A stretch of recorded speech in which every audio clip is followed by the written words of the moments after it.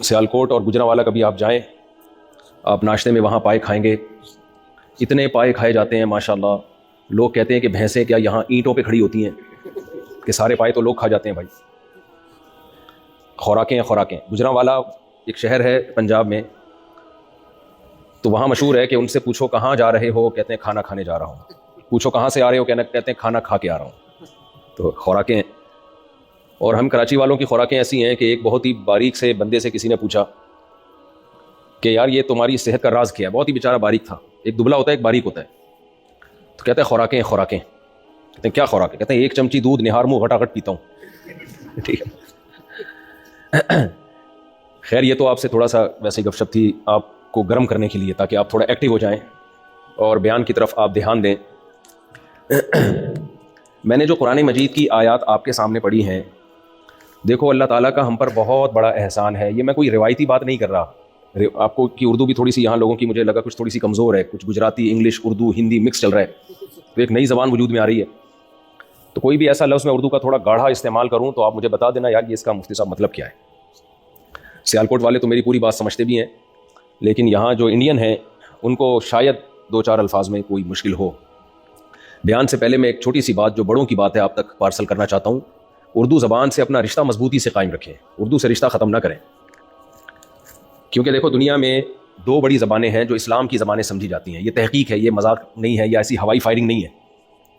دنیا میں اسلام کی سب سے بڑی زبان عربی ہے، اس کے بعد اسلام کی سب سے بڑی زبان اردو ہے. اب سب کے لیے عربی بول چال میں مہارت حاصل کرنا تو بڑا مشکل کام ہے. وہ جب تک اس ماحول میں آپ رہتے نہیں ہیں آپ عربی بولنے پر قادر نہیں ہوتے. ہم نے عربی کی بہت بھاری بھرکم کتابیں پڑھی ہیں، عربی گرامر کی اور عربی لٹریچر کی، لیکن بولنے کے لیے پریکٹس چاہیے. جب تک آپ اس ماحول میں کئی مہینے کئی سال نہیں گزارتے کہ آپ کے اٹھنے بیٹھنے والے سارے عربی بولتے ہیں، اس وقت تک آپ بول نہیں سکتے. یہ انگلش بھی آپ دیکھیں، ڈاکٹر پوری میڈیکل سائنس انگلش میں پڑھتے ہیں، امتحان دیتے ہیں، لیکن انگلش بول نہیں سکتے جب تک کہ وہ پریکٹس نہ کریں بولنے کی. تو ہمارے پاس اسلام کے لیے دو ہی زبانیں ہیں. سب سے بہتر تو یہ تھا کہ ہم سب عربی سیکھ لیتے بول چال، وہ مشکل ہے ہر ایک کے لیے. تو ایک دوسری ہماری جو زبان ہے جو ہمیں ورثے میں ملی ہے، انڈیا پاکستان کی مشترکہ زبان ہے، وہ تو اردو ہے. اسی کا دوسرا نام ہندی ہے، جس کو بلا وجہ خام خام ہندی کہہ دیا اور بلا وجہ پھڈے بازی میں لگ گئے کہ وہ ہندی ہے یہ اردو ہے. بھائی ایک ہی زبان ہے. انگریز نے توڑ کے جو ہے نا زبانوں کو تقسیم کر کے گیا ہے، جانے سے پہلے بڑے الٹے کام کر کے گیا ہے. کیونکہ اردو ہندی ہے، ہندی اردو ہے. گرامر سے پتہ چلتا ہے کسی زبان کا، تو گرامر سیم ہے دونوں کی، سینٹینس ایک ہی جیسے بنتے ہیں. اب انہوں نے کیا کیا کہ اردو زبان میں جو فارسی عربی کے الفاظ تھے اس کی جگہ دوسری سنسکرت زبان کے الفاظ لانا شروع کر دیے، اس میں ایڈ کر دیے. ورنہ ہندی اردو الگ الگ زبانیں قطعاً نہیں ہیں.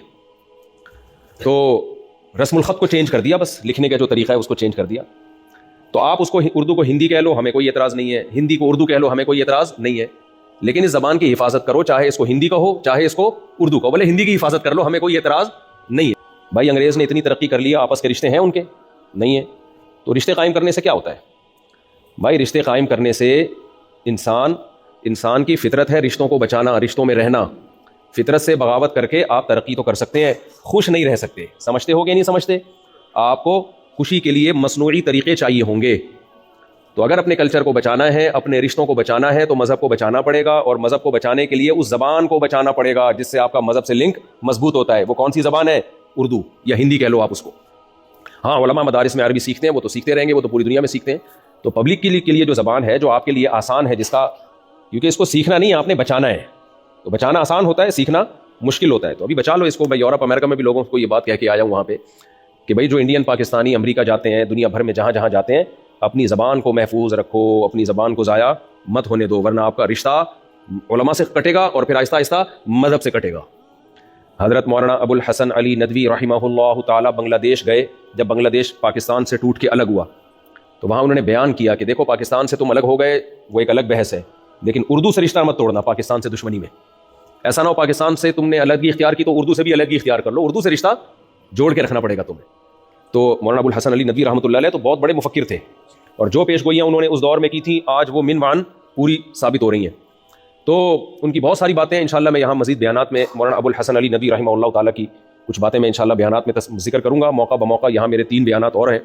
تو ان کا ایک بڑی ایک سوچ تھی ان کی کہ امت کو کس ٹریک پہ چلنا چاہیے، روایتی انداز سے ہمیں تھوڑا سا ہٹنا چاہیے ورنہ ہم آگے نہیں جا سکیں گے. خیر، میں نے جو قرآن مجید کی آیت آپ کے سامنے پڑھی ہے، جب بھی قرآن کی کوئی آیت پڑھتا ہوں دل میں ایک خیال آتا ہے کہ اللہ کا ہم پہ سب سے بڑا احسان یہ ہے کہ اللہ نے ہمیں اسلام دیا. اگر ہمیں اسلام نہ پتہ چلتا نا تو ہم میں اور جانوروں میں کوئی فرق نہیں ہوتا. آپ کہہ سکتے ہو یار کس قسم کی باتیں کر رہے ہو مفتی صاحب, آپ کو ہم نے بیان کے لیے بلایا ہے, فلسفہ جھاڑنے کے لیے. بولو نہیں بھائی, یہ کیا باتیں کر رہے ہو کہ اگر ہم اسلام سے ہمارا رشتہ نہ ہوتا تو ہم میں اور جانوروں میں کوئی فرق نہ ہوتا. تو کیا مطلب, غیر مسلموں کا اسلام سے رشتہ ہے نہیں ہے تو کیا وہ انسان نہیں ہے؟ لوگ کہتے ہیں وہ تو ہم سے اچھے انسان ہیں, وہ تو ہم سے اچھے انسان ہیں. بھائی قرآن یہ کہتا ہے اولئک کالانعام بل ہم اضل. جو لوگ اللہ کو نہیں مانتے, اسلام کو نہیں مانتے, اللہ قرآن میں کہتے ہیں یہ لوگ چوپایوں کی طرح ہیں, جانوروں کی طرح ہیں. بل ہم اضل, بلکہ جانوروں سے بھی بدتر. پتہ ہے ہمیں اللہ کو نہ ماننے والے انسان کے بچے کیوں لگتے ہیں؟ آپ کہہ سکتے ہو ہمیں تو جو اللہ کو نہیں مانتے وہ اپنے سے زیادہ اچھے انسان نظر آتے ہیں. بہت دفعہ وہ ہمیں اس لیے لگتے ہیں کہ دنیا میں اچھائی اور برائی کو ناپنے کا ہر ایک کا پیمانہ اور معیار, کرائٹیریا مختلف ہے. سمجھتے ہو کہ نہیں سمجھتے؟ نہیں سمجھ میں آ رہی, مجھے لگ رہا ہے اوپر سے گزر رہا ہے بیان. آ رہا ہے سمجھ میں؟ اچھا دیکھو میں ایک مثال سے بات سمجھاتا ہوں. آپ کی بیوی والی مثال بہت اچھی طرح سمجھ میں آتی ہے. آپ کی بیوی کے لیے آپ اچھے شوہر ہو جب آپ اس کا نان نفقہ پورا کرتے ہو, اسے محبت دیتے ہو, دوستوں میں بالکل بھی نہیں بیٹھتے, ماں باپ پہ اور بیوی بچوں پہ, ماں باپ پہ بہن بھائیوں پہ بالکل بھی خرچ نہیں کرتے, ساری دولت لا کے کس کی جھولی میں ڈال دیتے ہو؟ بیگم صاحبہ کی. دوسری شادی کی کبھی بھی بات نہیں کرتے, لعنت بھیجتے ہو صبح شام دوسری شادی پہ, اور اپنی بیوی کو میرے بیان سننے سے بھی منع کرتے ہو. تو آپ کی بیوی کی نظر میں آپ سے اچھا انسان دنیا میں کوئی ہوگا؟ ہے بھائی ادھر توجہ. آپ کی بیوی کے لیے آپ سے اچھا انسان دنیا میں کوئی ہوگا؟ بالکل نہیں ہوگا. لیکن آپ دوستوں کی نظر میں اچھے نہیں ہوگے, ماں کی نظر میں اچھے نہیں ہوگے, بہن بھائیوں کی نظر میں آپ اچھے نہیں ہوگے. تو پتہ چلا بیوی کے لیے جب بیوی کسی مرد کے بارے میں کہتی ہے اچھا یا برا تو اس کا کرائٹیریا الگ ہے, دوستوں کے لیے کرائٹیریا الگ ہے. آپ کسی کمپنی میں جاب کرتے ہو, ہے بھائی, مثال کے طور پر یہ یاسین بھائی ہیں, انہوں نے اپنی کمپنی میں کسی کو ملازمت کے طور پہ رکھا اور وہ ایک دم صبح 8 بجے ٹائم پہ پہنچتا ہے اور اوور ٹائم بھی لگاتا ہے اور اضافی تنخواہ بھی نہیں لیتا, بہت ایمانداری سے کام کرتا ہے وہ. تو یہ یاسین بھائی کیا کہیں گے؟ 2 نمبر آدمی ہے, 1 نمبر آدمی ہے. لیکن ان کو کسی نے آ کے بتایا کہ یاسین بھائی یہ آدمی ایسا ہے کہ یہ رات کو چرس پیتا ہے بیٹھ کے, یا اس کا اپنی بیوی کے ساتھ اچھا سلوک نہیں ہے, لیکن ٹائم پہ آ رہا ہے, ٹائم پہ جا رہا ہے, انہوں نے جو کام اس کے ذمہ لگایا اس میں وہ 1 نمبر ہے. تو کیا یہ اس کو اپنی کمپنی سے آؤٹ کریں گے؟ ہے بھائی, ایک دن پینٹ میں دیکھا تو سگریٹ کے ڈبے نکلے, گٹکے نکلے, بھائی یہ بولیں گے یار یہ گٹکا کھائے, سگریٹ پیے, میرا لینا دینا کیا ہے؟ میں نے اپنی کمپنی کے لیے ایک بندہ رکھا تھا, اس میں یہ معیار میں بولو پورا اترتا ہے, میں اس کو کبھی, بلکہ میں اس کی تنخواہ اگلے مہینے سے ڈبل کرنے والا ہوں. یہی ہوگا کہ نہیں ہوگا؟ تو پتا چلا کہ کمپنی جب کسی جو اپنے ملازمین ہوتی ہے, کمپنی کے لیے ان ملازمین کے اچھے اور برے ہونے کا جو کرائٹیریا ہے, جو معیار ہے, وہ بالکل ڈفرینٹ ہے. سمجھ میں آ رہی بات کہ نہیں آ رہی ہے؟ اچھا گھر میں آپ 5 وقت کے نمازی ہو, اتنی بڑی آپ کی داڑھی ہے, شیمپو سے نہاتے ہو روزانہ, ڈیٹول سے نہاتے ہو, تیزاب سے نہاتے ہو, کما کے نہیں لاتے, آپ کما کے نہیں لاتے.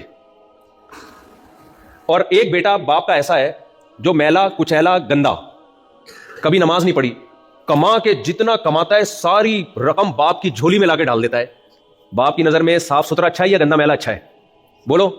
جو گندا میلا ہے نا, ابا کہے گا مجھے تیرے شیمپو کی کوئی ضرورت نہیں. تو باپ کی نظر میں اچھائی اور برائی کا معیار اور کرائٹیریا وہ کیا ہے؟ وہ ڈیفرنٹ ہے. یورپ امریکہ میں اچھا شہری, اچھا سٹیزن کس کو سمجھا جاتا ہے؟ جو قانون کو نہیں توڑے اور ٹیکس ٹائم پہ دے. اماں کو اولڈ ہاؤس میں جمع کرا دے بڑھاپے میں, ابا کو اولڈ ہاؤس میں جمع کرا دے, اس کا اچھے سٹیزن شپ ہونے سے ان کی نظر میں کوئی تعلق نہیں ہے. 18 سال کا بچہ ہو کے ابا کو ٹاٹا کر کے نکل جائے, اماں کو ٹاٹا کر کے نکل جائے, تو بھی وہ سٹیزن اچھا سٹیزن ہے, وہ اچھا شہری ہے, وہ بشرطے کہ ٹیکس ٹائم پہ دے. اور اگر کوئی وہ سائنسی ایجاد کرے گا تو اس کو پرائز بھی ملے گا, انعام بھی ملے گا, ایوارڈ بھی ملے گا. اس ایوارڈ میں یہ تھوڑی دیکھا جاتا ہے کہ یہ اپنے ابا کے پاؤں دباتا ہے یا ابا کے پاؤں نہیں دباتا, اس نے اپنی ماں کا علاج کرایا تھا یا ماں کا علاج نہیں کرایا تھا, اس کا بیوی کے ساتھ اچھا سلوک ہے یا اچھا سلوک نہیں ہے. تو پتا چلا بھائی اسٹیٹ جب لوگوں کو دیکھتی ہے تو اسٹیٹ کی نظر میں اپنی عوام اور اپنے شہریوں کو اچھا اور برا کہنے کا معیار وہ مختلف ہے. سمجھ میں آ رہی بات کی نہیں آ رہی؟ دوست جب دیکھتے ہیں نا کہ یہ اچھا دوست ہے یا برا دوست, تو وہ یہ دیکھتے ہیں کہ کھانا جب ہم ہوٹل میں جا کے کھاتے ہیں تو یہ کھاتا ہی رہتا ہے یا کبھی پیسے بھی دیتا ہے. اگر آپ دوستوں کی گیدرنگ میں جاتے ہو, جب بھی کھانا کا آرڈر کرنے کی باری آتی ہے تو آپ آگے ہوتے ہو. ہمارے جاننے والے تھے, جب بھی ہم کہیں ہوٹل میں جاتے اکٹھے کھانے کے لیے تو وہ آرڈر وہ ایسے دے رہے ہوتے تھے جیسے آج انہوں نے دعوت کی ہے. میں بھی کئی دفعہ دھوکے میں آیا, میں نے کہا شاید دعوت, مجھے خیال ہوا کہ ملایا تو میں ہوں, دعوت تو میں نے کرنے کا پروگرام تھا, لیکن شاید ان کا آج سخاوت کا دریا بہہ رہا ہے اور آج ان کو خیال آیا کہ یار مفتی صاحب کی دعوت کریں, تو یہ لیا یہ اتنی چاپیں, اتنی بہاری بوٹی, اتنے کباب, اتنی پلاؤ, اتنی بریانی. تو میں سمجھ بیٹھا کہ میں نے کہا شاید یہ دعوت کر رہے ہیں. تو اب اگر ایک آدمی جب دوستوں کی گیدرنگ میں جائے ہمیشہ آرڈر ہی دیتا رہے, پیسے کبھی بھی نہ دے, تو دوستوں کی نظر میں وہ اچھا ہوگا برا ہوگا؟ برا ہوگا بھائی. تو ہر شخص دوسرے کو الگ نظر سے دیکھتا ہے. تو میرے بھائی ہر آدمی کا دوسرے کو جاننے کا, ناپنے کا معیار اور پیمانہ دوسرے سے ڈفرینٹ ہے. اب اس میں سچی مچی والا جو اوریجنل پیمانہ کس کا ہے بھائی, یہ کیسے فیصلہ کریں گے؟ اور آگے چلتا ہوں, میں مثال دیتا ہوں. دیکھیں دنیا میں جتنی بڑی بڑی مہذب قومیں ہیں نا, وہ ساری قومیں پینے پلانے کو الاؤ کرتی ہیں. پینا سمجھتے ہو آپ لوگ؟ تو یہاں رہتے ہو, آپ تو صبح شام دیکھ رہے ہو لوگوں کو پیتے ہوئے. شراب پینے کو کیا سمجھتے ہیں؟ جائز سمجھتے ہیں, کہتے کوئی بات نہیں, اس کا اپنا پرسنل معاملہ ہے, اگر کوئی آدھی بوتل ایک بوتل پی لیتا ہے. جب بھی میں یہ پینے پلانے کی بات کرتا ہوں مجھے شعر یاد آتا ہے, جو پرانے لوگ ہیں وہ سن کے شاید بور ہو جائیں, لیکن نئے لوگوں کو بڑا مزہ آئے گا. جو نیا اللہ معاف فرمائے, اللہ سب کو شراب سے بچائے. لیکن شرابی, جو شراب اتنی غلیظ, اتنی گندی, اتنی پلید, اتنی ناپاک چیز کے شریعت نے حکم دیا, آپ یہاں یہ حد جاری نہ کر دینا. یہ شریعت کا حکم ہے, جو جہاں اسلامی حکومت ہوگی تو خلیفہ کو یہ اجازت ہے, آپ یہ خود نہ کر لینا یہ کام, ورنہ لینے کے دینے پڑ جائیں گے. تو شریعت کا حکم کیا ہے؟ جو شراب پیے اسے چوک میں پبلک کے سامنے 80 کوڑے مارو. کیا حکم ہے شریعت کا؟ جو شراب پیے اسے چوک میں لے جا کے 80 کوڑے مارو. کتنی بری چیز ہے نا شریعت کی نظر میں. اب شریعت کا کرائٹیریا معیار ایک الگ ہے, لیکن دنیا کی نظر میں ہم جب گوروں سے پوچھتے ہیں کہ یار تم شراب پیتے ہو, تمہیں نشہ نہیں آتا؟ نیا جو آدمی شراب پیے گا وہ تو ایک ڈھکن ہی گھوم جائے گا نا. اس پہ شاعر کا شعر ہے, جو ذرا سی پی کے بہک گیا. سہیل بھائی نہیں ہے ورنہ آج ان کی روح خوش ہو جاتی. ملاوی میں ہمارے ساتھ سہیل بھائی تھے, وہ شاعری سے بڑی دلچسپی ہے, گجراتی, لیکن اردو شاعری بڑی اچھی کرتے ہیں. تو جو ذرا سی پی کے بہک گیا, شاعروں کو اپنے میکدے جو شراب خانہ ہوتا ہے نا اس پہ کتنا فخر ہوتا ہے. اتنی غلیظ, اتنی گندی, اتنی پلید کے کپڑوں پہ لگ جائے تو نماز نہیں ہوتی. دنیا میں جتنے جرائم ہیں نا, ان جرائم میں سب سے بڑی وجہ کیا ہے؟ شراب. اب باہر ملکوں میں جائیں, قانون اتنا سخت ہے, کسی کو سگنل توڑنے کی اجازت نہیں, اور ایسی آرگنائز قومیں کہ توڑتی بھی نہیں ہے, ان کی ٹریننگ ہو چکی ہے, پھر بھی اتنے جرائم ہوتے ہیں, اتنے حادثات ہوتے ہیں. جب آپ تحقیق کرو گے تو ان حادثات کی تہ میں جب آپ جاؤ گے تو شراب نظر آئے گی. بھائی وہ اتنی 1-2 ڈھکن زیادہ پی لیے تھے تو دماغ کیا ہو گیا؟ کنٹرول سے باہر, اس کی گردن توڑ دی. اس کو بعد میں جب ہوش آئے تو پتہ چلا یہ کیا کر دیا میں نے. تو اتنی غلیظ چیز, لیکن شرابی کبھی نہیں مانے گا کہ گندی چیز ہے. اس کا جو معیار ہے وہ شریعت کے معیار سے الگ. ہم جب شرابی سے کہتے ہیں یار یہ بوتل پی کے تمہیں نشہ نہیں آتا, تو وہ کیا کہتا ہے؟ جو ذرا سی پی کے بہک گیا اسے میکدے سے نکال دو. یہاں اہل ظرف کا کام ہے, یہاں تنگ نظر کا گزر نہیں. یہاں جو چھوٹے گھٹیا نیچ قسم کے لوگ ہیں نا, جو 2 ڈھکن پی کے ان کا دماغ آؤٹ ہو جائے, ان بے شرموں کو اس میکدے سے باہر کرو. سمجھ آ رہی ہے؟ ذرا سی پی کے دماغ آؤٹ ہو جاتا ہے. یہاں بڑے بڑے ظرف کہ پورے کنستر پی جائے کچھ بھی نہیں ہو, یہ شراب خانہ ان لوگوں کے لیے. اب دیکھو, جو حالانکہ جو ذرا سی پی کے بہک جائے وہ تو اچھا انسان ہے نا, کبھی پی نہیں اس نے, اتفاق سے 2 ڈھکن سے دماغ آؤٹ ہو گیا, تو یہ برا ہونے کی علامت ہے, اچھا ہونے کی علامت ہے؟ مجھے یاد ہے ایک دفعہ میرے دانتوں میں کچھ مسئلہ ہوا, تو ایک قبلہ حکیم کے پاس چلا گیا میں. ہمارے یہاں پاکستان میں نا جتنے بھی حکیم ہیں سب قبلہ ہوتے ہیں, وہ چھوٹا حکیم کوئی ہوتا ہی نہیں ہے, سارے قبلے حکیم ہی ہوتے ہیں, بڑے ہی ہوتے ہیں, چھوٹے میں نے آج تک نہیں دیکھے. تو وہ حکیم صاحب نے کیا کیا, مجھے کوئی منجن دیا دانت پہ لگانے کے لیے اپنے مطب میں, کلینک میں جہاں. میں نے جب ذرا سا لگایا تو دماغ میرا سخت چکرایا ہے, الٹی آنی شروع ہو گئی ہوں, پاگل ہو گیا میں, بالکل ایسے چکر کھا رہا ہوں, دائیں بائیں گر رہا ہوں. اس نے بولا کیا ہو گیا بھائی آپ کو؟ میں نے کہا کیا لگا دیا بھائی؟ کھایا نہیں ہے, صرف دانتوں پہ لگایا ہے. تو کلیاں کروائیں اور پتہ نہیں کبھی شہد کھلا رہا ہے, وہ بھی ڈر گیا کہ یار مولوی صاحب کا جنازہ ہی نہ ہو جائے یہاں پر. تو پھر مجھے آہستہ سے پوچھتے ہیں, مولوی صاحب کبھی زندگی میں تمباکو نہیں کھایا کیا؟ میں نے کہا نہیں بھائی. کہتے ہیں کچھ بھی نہیں ہے, ہلکا سا تمباکو لگایا ہے آپ کو, دانتوں پہ ملنے کے لیے کیا لگایا ہے؟ تمباکو. تو یہ بری بات تھی اچھی بات تھی؟ جس نے کبھی تمباکو نہ کھایا ہو وہ تو تھوڑا سا لگے گا تو دماغ گھومے گا نا اس کا.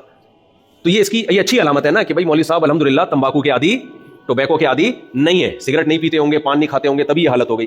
تو اگر کوئی شخص 2 ڈھکن پی کے دماغ اس کا آؤٹ ہو جائے تو یہ اس کی علامت ہے کہ یہ شرابی نہیں ہے. لیکن شرابی نے اسی اچھے آدمی کی کیسی ایسی کی تیسی کر دی ہے, اس کو غیرت لیس اور کم ظرف بنا دیا. کہتے ہیں جو 2 ڈھکن پی کے بہک جاتے ہیں نا, ان کو شراب خانے سے نکال. یہاں اہل ظرف کا کام ہے, جن کا بڑا ظرف ہے, پوری بوتلیں چڑھا لیتے, ان کو کچھ نہیں ہوتا. یہ ایسے عزت دار لوگ یہاں پہ آیا کریں, گھٹیا اور نیچ لوگ شراب خانے میں نہیں آیا کریں. تو دیکھو اچھے آدمی کو الفاظ کے اتار چڑھاؤ سے 2 ٹکے کا نہیں چھوڑا. آپ اس شعر کو مذاق سمجھیں گے, دنیا اسی پروپیگنڈے پہ چل رہی ہے اس وقت. سمجھ رہے ہو کہ نہیں سمجھ رہے؟ پوری دنیا اسلام کے علاوہ، اللہ کی تعلیمات کے علاوہ جو کچھ آپ کو نظر آئے گا، پوری دنیا الفاظ کے پروپیگنڈے پہ چل رہی ہے. برے کو اچھا کر کے دکھایا جا رہا ہے، اچھے کو بولو برا کر کے دکھایا جا رہا ہے. ہر آدمی اچھائی اور برائی کا جو معیار متعین کرتا ہے وہ اپنے مفاد کو سامنے رکھ کے کرتا ہے، اپنے مفاد کو سامنے رکھ کے. یہ جو کمظرف ہے نا، کمظرف کو یہاں سے نکال دو. اس پہ ایک چھوٹا سا چٹکلا بھی مجھے یاد آیا. ایک ہتھنی تھی، ہاتھی کی جو مادہ ہوتی ہے نا ایلیفنٹ، اس کی جو فیمیل ہوتی ہے، اس کو چوہے نے پرپوزل بھیجا شادی کے لیے. سمجھ رہے؟ یہ بھی پروپیگنڈا آپ دیکھ لو کہ جب الفاظ کو کے اتار چڑھاؤ سے نا صحیح کو غلط اور غلط کو صحیح کیا جا سکتا ہے. الفاظ میں یہ طاقت ہوتی ہے. تو چوہے نے ہاتھی کی جو مادہ ہوتی ہے، فیمیل ایلیفنٹ جو ہوتی ہے، اس کو پرپوزل بھیجا. کس کے لیے؟ شادی کے لیے. اس کو غصہ آنا بنتا تھا کہ نہیں بنتا تھا؟ ہتھنی کو غصہ آیا اور چوہے سے بولی، بے شرم انسان، تو اپنی اوقات دیکھ، تو اپنا رنگ دیکھ، اپنا قد دیکھ، خاندان دیکھ، تجھے شرم نہیں آتی؟ اس نے کہا ان سب چیزوں کو چھوڑ، کانفیڈنس دیکھ، کانفیڈنس. ایک تو پازیٹیو چیز ہے نا میرے اندر، وہ کیا ہے؟ کانفیڈنس. واقعی کانفیڈنس تو تھا. ایک چوہا جو ہے نا، اس نے ہاتھی نہا رہا تھا اس میں تالاب میں. چوہے نے ہاتھی سے بولا یار 2 منٹ کا کام ہے، ذرا باہر آنا. وہ دریا میں نہا رہا تھا ہاتھی. تو ہاتھی نے بولا بھائی میں باہر نکلوں گا پورے تالاب دریا سے، میرے لیے آسان نہیں ہے، میں ہاتھی ہوں، تو گڑک کر کے جاتا ہے، ایسے کر کے باہر آ جاتا ہے، بہت ٹینشن ہوگی، کام بتا. کہہ رہے نہیں کام نہیں، بہت ضروری کام ہے، باہر آئے. وہ بیچارہ اتنی مصیبت سے ہاتھی دریا سے باہر نکلا. چوہے سے بولا بتا کیا کام ہے؟ چوہا کہہ رہا بس کچھ نہیں، میں دیکھ رہا تھا میرا انڈر ویئر پہن کے تو نہیں نہا رہا کہیں تو. یہ بھی کیا ہے؟ کانفیڈنس. خیر، تو آج دنیا نے کیا کیا ہے؟ الفاظ کے اتار چڑھاؤ سے، الفاظ کے گھما پھرا کے نا اچھے کو برا کر کے دکھا دیا اور برے کو اچھا کر کے دکھا دیا. جیسے شراب دنیا میں جرائم کا سب سے بڑا ذریعہ، لیکن شراب پہ آپ شاعری سنو تو آپ حیران ہو جاؤ گے، ایسا لگے گا شراب سے اچھی دنیا میں کوئی چیز ہے ہی نہیں. تو میں یس کر رہا تھا، دیکھو باہر کی دنیا نے کیا کیا.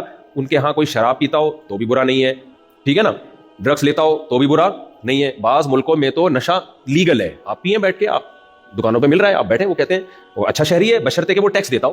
وہ چرس پیتا ہو، چرس کا ٹیکس دے رہا ہو اگر، وہ تو بہت اچھا انسان ہے وہ. تو اب سوال پیدا ہوتا ہے میرے بھائی کہ ہم کو پتا کیسے چلے گا کہ ان میں اچھا کون ہے برا کون ہے؟ یہ سوال پیدا ہوتا ہے کہ نہیں ہوتا؟ یار یہ دنیا میں ہر قوم کا معیار دوسروں سے ڈفرینٹ، ہر کلچر کا معیار دوسروں سے الگ. یا تو ہمارے پاس ایک راستہ ہے کہ ہم اس بحث میں ہی نہ پڑیں اچھا کیا ہے برا کیا ہے، جان ہی چھڑا لیں. کیا کرنا ہے ابے؟ اچھے برے کا کرنا کیا ہے؟ ہم نے جان چھڑا لیں یار. کھاؤ پیو موج مستی کرو مر جاؤ. گورا اس بحث میں پڑتا ہے، گورا کہتا ہے ٹیکس دو، ٹائم پہ اپنا پیسہ ویسا کماؤ، تھوڑا گھومو پھرو، عیاشی کرو، مر جاؤ. اور وہ کہتا ہے بھائی ہر ایک قوم کا کلچر. میں آسٹریلیا میں تھا تو ایک گورا میرے ساتھ جہاز میں بیٹھا ہوا تھا، تھوڑی ہماری ہلکی پھلکی گپ شپ ہو گئی. تو مجھے بڑی فکر تھی ان کی نا فیملی سسٹم کیسا چلتا ہے گوروں کا. تو میری جب بحث ہوئی تو اس نے بولا کہ آپ لوگ کا جو فیملی سسٹم ہے اور یہ نکاح وکاح، یہ کلچر ہے آپ لوگوں کا. تو کلچر ہے، یہ کلچر میں ڈفرینس ہوتا ہے، کسی قوم کا کلچر الگ ہوتا ہے، کسی قوم کا کلچر الگ ہوتا ہے. حالانکہ ہمارا کلچر نہیں ہے بھائی، یہ ہمارا مذہب ہے. ہم رمضان کے روزے کلچر کی پاگل ہے کوئی؟ صبح سے لے کے رات تک کلچر کی وجہ سے بھوکا پیاسا رہے گا، دماغ خراب ہے کیا؟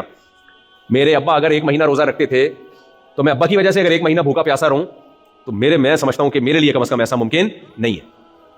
تو دنیا میں کوئی بھی اپنے ابا کی وجہ سے اتنا نیک اگر لوگ ہوتے ہیں نا ابا کی وجہ سے، تو ویسے ہی جنت میں چلے جاتے ہو.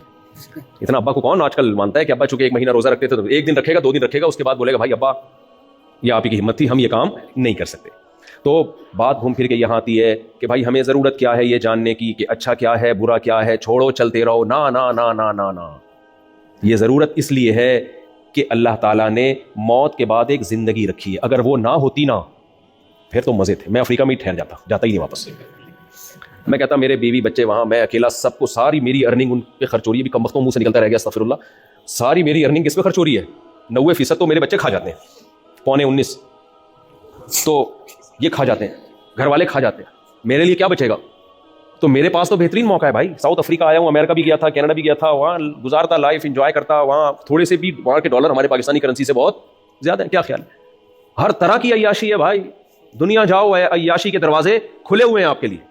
تبھی جو ایتھیس ملحد لوگ ہیں وہ کہتے ہیں مذہب انسان کو پابندیوں میں جکڑ دیتا ہے، اور ایسے یہ مولویوں نے اتنی ڈپریشن پھیلائی ہوئی ہے کہ یہ کرو گے تو جہنم کی آگ میں جلو گے. ابھی آج کل نا فیس بک، یوٹیوب، انسٹاگرام نے پوری دنیا کو ایک گلوبل ولیج کی طرح بنا دیا ہے، جس کے جو خیال ہوتا ہے نا وہ کھل کے سامنے آ جاتا ہے. ایک خاتون کا بھی ایک کلپ چل رہا تھا، وہ کہہ رہی تھی کہ میری امی نے کہا کہ نیل پالش میں نماز نہیں ہوتی. تو میں نے کہا کہ اللہ تعالیٰ معاذ اللہ اتنا فارغ بیٹھا ہوا ہے کہ ہماری نیل پالش چیک کرتا رہے گا. یعنی وہ تھی تو بیچاری مسلمان. اس کا کہنے کا مقصد یہ تھا کہ اللہ کو اس سے کیا بھائی، نیل پالش میں نماز پڑھو یا نیل پالش کے بغیر. ایک تو ہمارے لوگ فوراً گستاخیوں کے فتوے بہت جلدی لگا دیتے ہیں. اس لڑکی کا مقصد گستاخی نہیں ہے, اس کا مقصد مولویوں کا مذاق اڑانا ہے کہ یہ مولویوں نے دین کو بہت مشکل بنا دیا, نیل پالش میں نماز نہیں ہوتی. اللہ تعالیٰ تو گویا ایسا نہیں ہے. تو یہ دو طبقے ہیں ہمارے یہاں. ایک تو بالکل ہی ملحد ہوتے ہیں, وہ کہتے ہیں مذہب کی پابندیوں کی ضرورت نہیں ہے. کچھ مسلمان ہیں لیکن وہ غامدی, پروفیسر غامدی والی سوچ والے ہیں. وہ کہتے ہیں یہ نیل پالش نماز اور یہ کیا ہے, مولویوں نے دین کو کیا بنا دیا ہے, بہت مشکل. اگر آپ کا کل پیپر ہے تو آپ رمضان کا روزہ چھوڑ سکتے ہیں. ایکچولی جب سفر میں چھوڑنے کی ایکچولی لگا دو تو ہر مسئلہ حلال ہو جاتا ہے. ایکچولی لگا کے نا ہر حرام کو حلال کر دیا جاتا ہے. یہ اصول فقہ ہے ان لوگوں کا اپنا, جس میں ایک لفظ ایڈ کرنا ہے ایکچولی کے بعد جو لمبی چوڑی تقریر افلاطونیاں بقراتیاں پیش کرے پبلک اس کو ایکسیپٹ کر لیتی ہے. یار بات ایک انگلش میں ریسرچ ہونی چاہیے آپ کی تحقیق, اور ایک ایکچولی کا لفظ لگا دیں آپ, تو اس کے بعد لوگ کہتے ہیں یہ پڑھے لکھے ہیں. اور اگر آپ کسی مولوی صاحب سے مسئلہ پوچھیں گے نیل پالش لگا کے نماز, مولوی صاحب کیا کہیں گے, جہنم میں جلے گا وہ حصہ ہے بھائی. مولوی صاحب کیا کہیں گے, مجھ سے بھی اگر پوچھیں گے, مجھے لوگ کہتے ہیں یہ مفتی طارق مسعود صاحب بھی بڑا لبرل ہو گیا, ویڈیو بنا رہا ہے اور یہ بھی اپنے اکابر کے طرز سے ہٹ گیا ہے. میں اگر لبرل ہوا ہوتا تو 19:15 نہ ہوتے. اتنے تو انتہائی دیسی مولویوں کے بچے نہیں ہو رہے جو انتہائی دیسی ہیں, سمجھ رہے ہو. میں ٹھیٹھ دیسی مولوی ہوں, ٹھیٹھ دیسی. میں بالکل ان لبرل لوگوں سے اتنا سبھی جسے کہتے ہیں نا متاثر ہونا, اتنا تھا. میں 3 طلاقوں کو 3 مانتا ہوں. ہمارے ہاں تو بہت سے علماء نے اہل حدیث کے قول پہ فتویٰ دینا شروع کر دیا ہے. کیا گنجائش, میں نے تو اس مسئلے میں خود ریسرچ کی ہے, تحقیق کی ہے بھائی. 4 ائمہ کا اجماع ہے, تمام صحابہ متفق ہیں, کوئی ایک ضعیف روایت بھی نہیں ہے.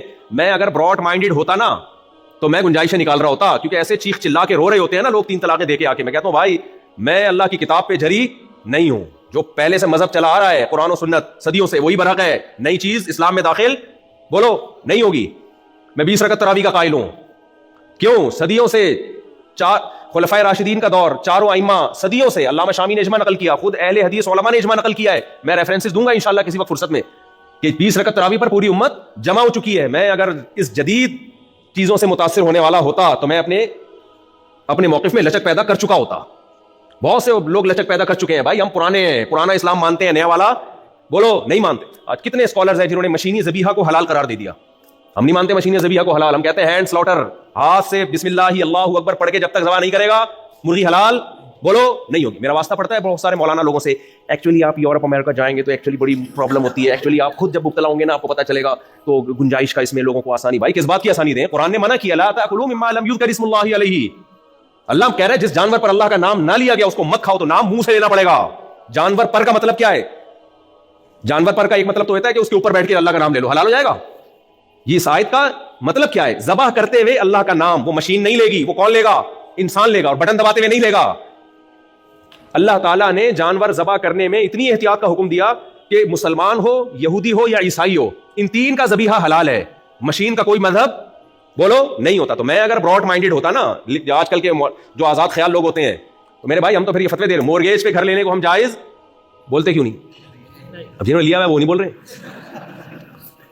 بہت زور لگایا میرے اوپر, جاپان گیا, امریکہ گیا, کینیڈا گیا, بہت آسٹریلیا, یار کسی طرح مورگیج کو حلال کرو. مفتی صاحب آپ کو پتہ نہیں ہے, گھر انسان کی بیسک ضرورت ہے, گھر انسان کی, وہاں کچھ اسکالر نے فتوے بھی دیے کہ گھر بھائی انسان کی بنیادی ضرورت ہے. تو میں ان سے کیا کہتا ہوں, گھر یقیناً بنیادی ضرورت ہے, ذاتی گھر بنیادی ضرورت بولو نہیں ہے.